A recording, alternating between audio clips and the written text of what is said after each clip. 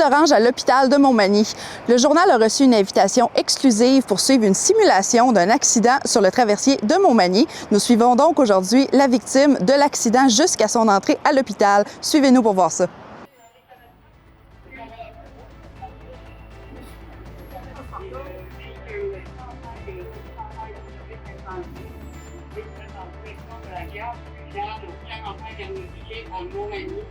Bateau qui vient de heurter le quai.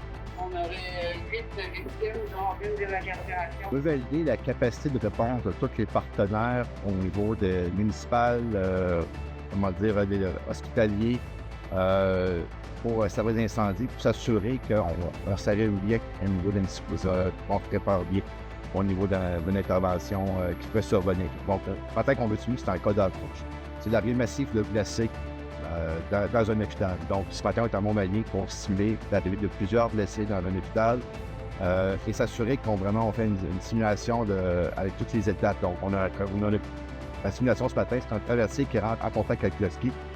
Un accident en réalité par grand vent. Donc, il y a des blessés qui sont sous le pied, qui sont sur le bateau directement et qui sont blessés. Donc, ça va d'incendie vont intervenir, les ambulanciers vont intervenir. On s'assurer qu'on prend les victimes, on les amène à l'hôpital.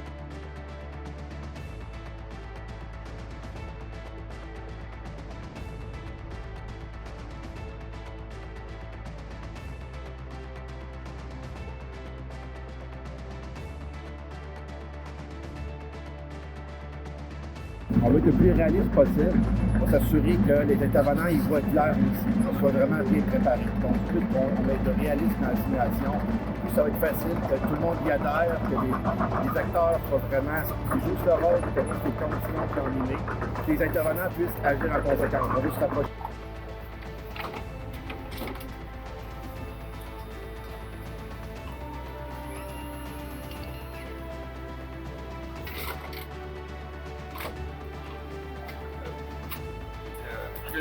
Simulation, on a un véhicule sorti avec deux patients, une dame enceinte et puis un patient âgé.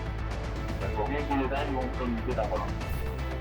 Pour la situation avec on arrive dans cette route avec deux patients.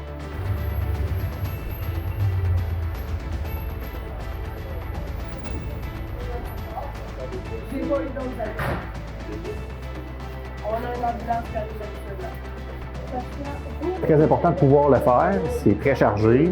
Comme vous l'avez compris, ça implique beaucoup de gens, ça mobilise beaucoup de ressources, mais c'est très important de le faire pour pouvoir bien réagir dans des situations qui sont critiques. Et la communication demeure très importante, puis on le voit encore mieux avec les situations qui sont extrêmement chargées comme ça se désorganise rapidement, puis on revient à la base, c'est vraiment de la communication entre les intervenants, puis du préhospitalier jusqu'à l'hôpital, c'est une chaîne de communication qui est très compliquée.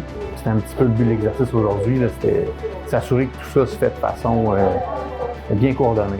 C'est très intéressant de voir qu'il y a énormément d'informations qui ressortent de ça.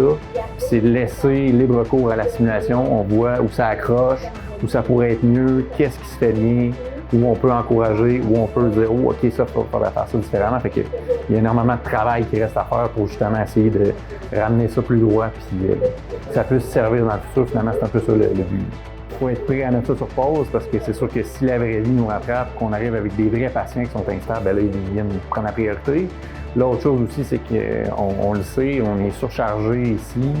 Le personnel est fatigué, fait qu'on ne peut pas non plus ambitionner en ajoutant une simulation puis en demandant encore plus d'énergie à notre personnel qui donne déjà beaucoup de leur temps et de leur énergie.